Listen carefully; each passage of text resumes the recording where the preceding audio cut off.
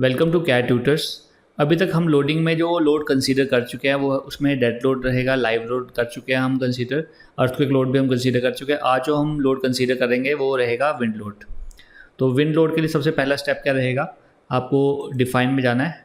Define में यहाँ पे लोड पैटर्न्स में जाना है।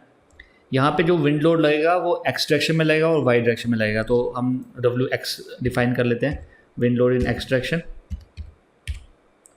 तो यहाँ पे लो टाइप में हम विंड सेलेक्ट करेंगे और जो इसका कोड रहेगा वो रहेगा IS 875 पार्ट 3 2015। इसको हम ले रहे हैं। इसको हम ऐड न्यू लोड पे क्लिक करेंगे। अगेन सिमिलर वे में हम WY ले लेंगे। तो यहाँ पे विंड लोड आएगा, तो इसको भी हम ऐड न्यू लोड पे क्लिक करेंगे, ओके कर देते हैं। तो हमने ये विंड लोड डिफाइन कर लिया। अब हम इसको हम मॉडिफाई करेंगे। मॉडिफाई करने से पहले हम अपना कोड भी ओपन कर लेते हैं। ये हमने कोड ओपन कर लिया हुआ है। तो अब हम जाएंगे मॉडिफाई लेटरल लोड। यहाँ पे आपके पास दो ऑप्शंस मिलेंगी, exposure from extent of diaphragm. Diaphragm का मतलब क्या है, आपको स्लैब को एज ए डायफ्राम डिफाइन करना ज़रूरी है।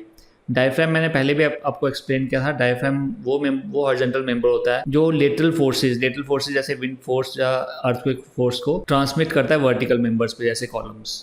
ठीक है, तो स्टार्ट करते हैं। अब दूसरा है exposure from shell objects. Shell objects में हमें क्या करना पड़ता है, हमें यहाँ पे शेल ऑब्जेक्ट्स क्रिएट करने पड़ते हैं, फिर हम उस पर लोड अप्लाई करेंगे। एक्सपोजर फ्रॉम शेल ऑब्जेक्ट्स जो है थोड़ा लेंथी प्रोसेस है। तो जो इजी प्रोसेस है वो exposure from extent of diaphragms है और मोस्टली यही यूज होता है, तो इसी को हम यूज़ करेंगे। सबसे पहले हमें विंड कोफिशिएंट में विंड स्पीड देखनी पड़ेगी। विंड स्पीड डिपेंड करता है किस एरिया में हम बिल्डिंगों को बना रहे हैं। तो ये इसकी वैल्यू आपको कोड में मिल जाएगी। हम बोर्ड पे चलते हैं। यहाँ पे आपकी बेसिक विंड स्पीड दी हुई है फॉर सब इम्पोर्टेंट सिटीज़। ठीक है, अगर आपकी यहाँ पे वैल्यू अवेलेबल नहीं है इन केस, तो आप क्या कर सकते हो, यहाँ पे मैप भी गिवन है। तो मैं इसके ऊपर ले जाता हूँ ज़रा। ये आपका मैप गिवन है। तो इस मैप में ना कलर कोडिंग हुई है। अभी ये इस कोड में ना क्लियरली दिख नहीं रहा, तो मैं इसको ऑनलाइन ओपन करके आपको दिखा देता हूँ। तो यहाँ पे हम जाएंगे, तो इसको मैं थोड़ा जूम कर लेता हूँ। तो यहाँ पे मैप में आपके कलर कोडिंग के हिसाब से वैल्यू दी हुई है। यहाँ पे आप देख सकते हो, जिस कलर कोडिंग में आपका एरिया फॉल करता है तो वहाँ से आप कोडिंग की वैल्यू ले सकते हो। तो अभी हम फ़िलहाल हम ले लेते हैं ये 47। एज्यूम कर रहे हैं, हम 47 ले रहे हैं। तो 47 हम यहाँ वैल्यू पुट कर देते हैं, दैट विल बी 47। अब टेरेन कैटेगरी क्या रहेगा। टेरेन कैटेगरी रहती है कि आपका जो टेरेन है उसके सराउंडिंग में बिल्डिंग्स कैसी हैं। तो मैं अगर आपको दिखाऊँ यहाँ टेरेन कैटेगरी, यहाँ पे दिया हुआ टेरेन का। टेरेन कैटेगरी 1 में क्या है, जो portion exposed open terrain with few और नो ऑब्स्ट्रक्शन। अगर आपकी बिल्डिंग वहाँ पे है जहाँ कोई ऑब्स्ट्रक्शन नहीं है तो आप कैटेगरी 1 कंसीडर करेंगे। कैटेगरी 2 में this is the criteria for measurement of basic wind speed and represent airfield open park and development. Category 2 due to roughness of large sea waves at high wind speed. Terrain 3 है आपका terrain with numerous closely spaced buildings having the size of buildings up to 10 meters with few isolated tall structure. The equivalent aerodynamic height for this terrain is 0.2 meter. तो ये terrain आपका category 3 दिया हुआ है। और last category आपकी आएगी category 4, terrain with numerous large highly spaced obstructions. तो डिपेंडिंग ऑन द आपका टेरेन कहाँ पे लोकेटेड है, उस तरह के टेरेन के हिसाब से आप कैटेगरी को सिलेक्ट कर लेंगे। फिलहाल हम कोई भी कैटेगरी ले लेते हैं। टेरेन कैटेगरी 2 है बाय डिफ़ॉल्ट, तो हम 2 ही ले लेते हैं। अब बात करेंगे इंपॉर्टेंस फैक्टर की। इंपॉर्टेंस फैक्टर के लिए वापस हम कोड पे आ जाते हैं। यहाँ पे दिया हुआ इंपॉर्टेंस फैक्टर। इंपॉर्टेंस फैक्टर में क्या लिखा है, structure of post cyclone factors such as emergency services, hospital, schools. इसके लिए आप 1.3 लेंगे। इंडस्ट्रियल स्ट्रक्चर के लिए 1.15 लेंगे और ऑल अदर स्ट्रक्चर्स के लिए 1 लेंगे। तो हम 1 ही ले लेते हैं। तो 1 ले लिया हमने। अब आपका आ गया रिस्क कोफिशिएंट फैक्टर। अब रिस्क कोफिशिएंट फैक्टर के लिए भी आप कोड में जाएंगे वापस।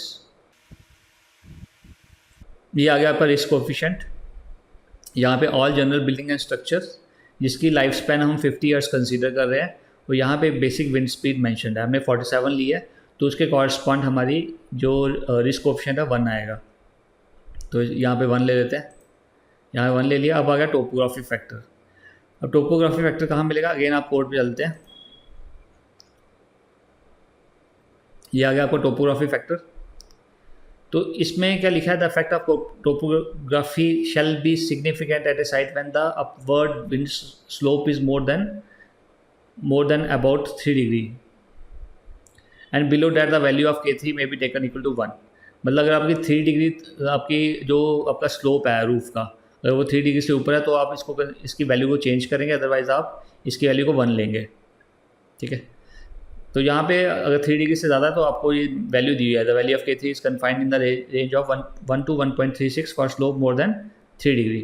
तो हम 1 की वैल्यू ले लेते हैं। तो ये हमारे पास वैल्यू सारी आ गई हैं। इसके अलावा अब हमारा आएगा विंड कोफिशिएंट्स। विंड कोफिशिएंट्स में 2 कोफिशिएंट्स होते हैं, एक विंडवर्ड कोफिशिएंट होता है, एक लीवर्ड कोफिशिएंट होता है। अब विंडवर्ड कोफिशिएंट क्या होता है? विंडवर्ड कोफिशिएंट वो होता है जहाँ पे हमारी विंड जो है स्ट्राइक करती है, और लीवर्ड जो उसके अपोजिट फेस होता है उसको लीवर्ड कहते हैं।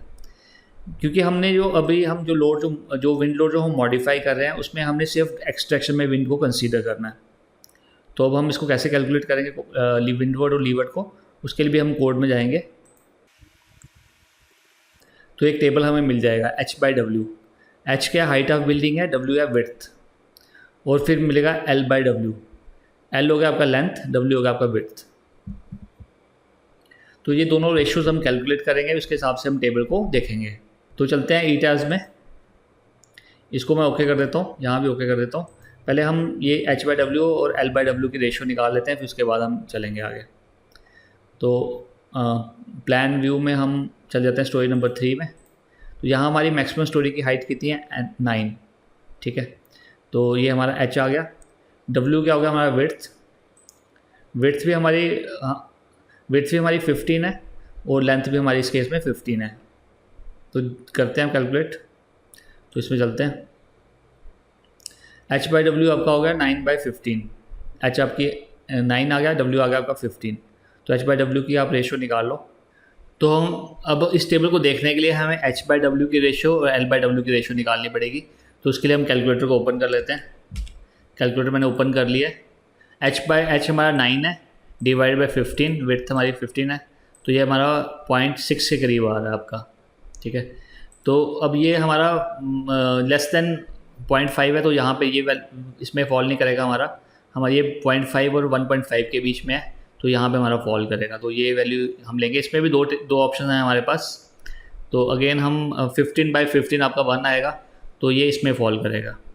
ठीक है, लेस देन और इक्वल टू 1 और 1.5 के बीच। तो अब हम पहले हम विंड लोड इन एक्सट्रैक्शन हम लेने वाले हैं। तो इसको ओपन करते हैं, डिफाइन में जाएंगे, लोड पैटर्न्स, WX सेलेक्ट करके मॉडिफाई लेटरल लोड। यहाँ पे पहले मॉडिफाई शो में जाके हमें, क्योंकि हम सिर्फ अभी हम एक्सट्रैक्शन में ले रहे हैं तो हमारी वैल्यू 0 रहेगी। 0 क्योंकि 0 का एंगल बनाएगा ना वो, ओके कर दो। उसके बाद हमें यहाँ पे शो मतलब वैल्यू डालनी है, तो हम ले लेते हैं वैल्यूज़ यहाँ से कोड से। तो ये वैल्यू रहेगी हमारी 0.7 और 0.25। तो हम ले लेते हैं वैल्यू 0.7 और 0.25। ठीक है, ओके कर देते हैं।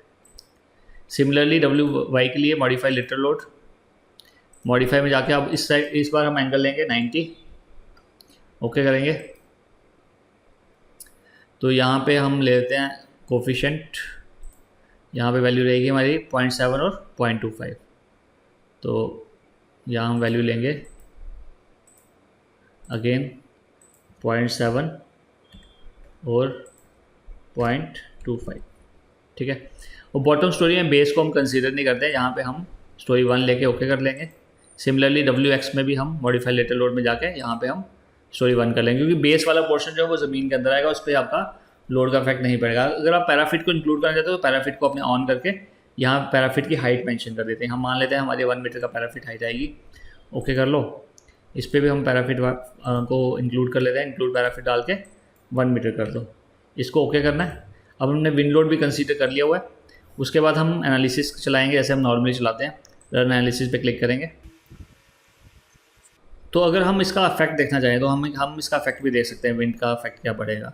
तो विंड का इफेक्ट देखने के लिए हम डिफॉर्मेशन में जाएंगे, डिफॉर्म शेप में। यहाँ पे हम लोड में हम WX कंसीडर कर लेते हैं, और डिस्प्लेसमेंट हम इस बार X में कंसीडर करेंगे, अप्लाई करते हैं। ठीक है, तो इसको ओके करोगे, अगर आप इसका एनिमेट करके देखोगे तो इस तरह से अप्लाई होगा इन एक्सट्रैक्शन। ठीक है, सिमिलरली वाई डायरेक्शन में भी आप डब्ल्यू वाई का इफेक्ट आप स्टडी कर सकते हैं।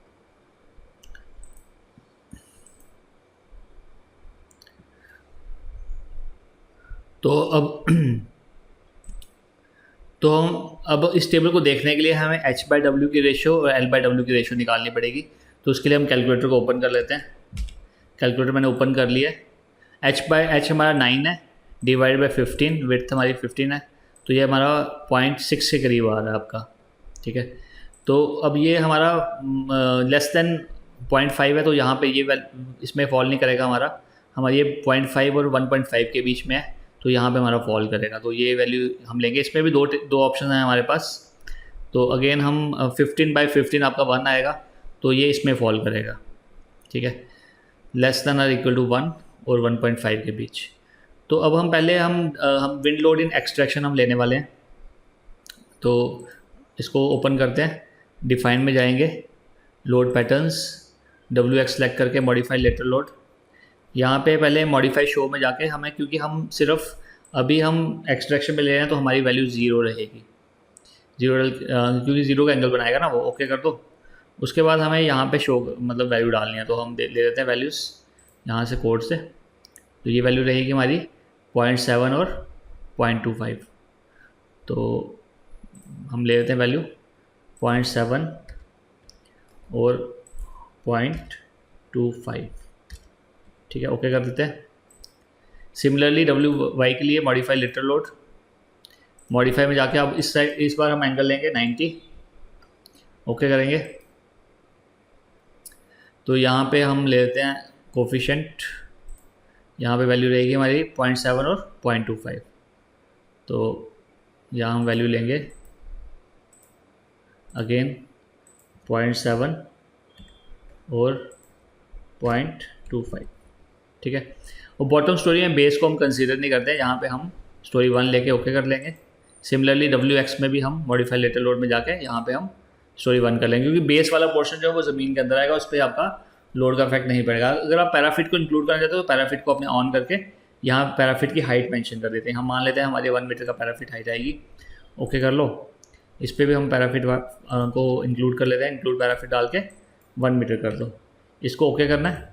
अब हमने विंड लोड भी कंसीडर कर लिया हुआ है। उसके बाद हम एनालिसिस चलाएंगे, जैसे हम नॉर्मली चलाते हैं। रन एनालिसिस पे क्लिक करेंगे।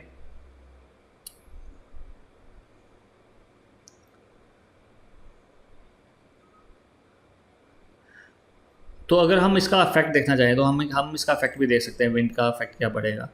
तो विंड का इफेक्ट देखने के लिए हम डिफॉर्मेशन में जाएंगे, डिफॉर्म शेप में। यहाँ पे हम लोड में हम WX कंसीडर कर लेते हैं, और डिस्प्लेसमेंट हम इस बार X में कंसीडर करेंगे, अप्लाई करते हैं। ठीक है, तो इसको ओके करोगे, अगर आप इसका एनिमेट करके देखोगे तो इस तरह से अप्लाई होगा इन एक्सट्रैक्शन। ठीक है, सिमिलरली वाई डायरेक्शन में भी आप WY का इफेक्ट आप स्टडी कर सकते हैं।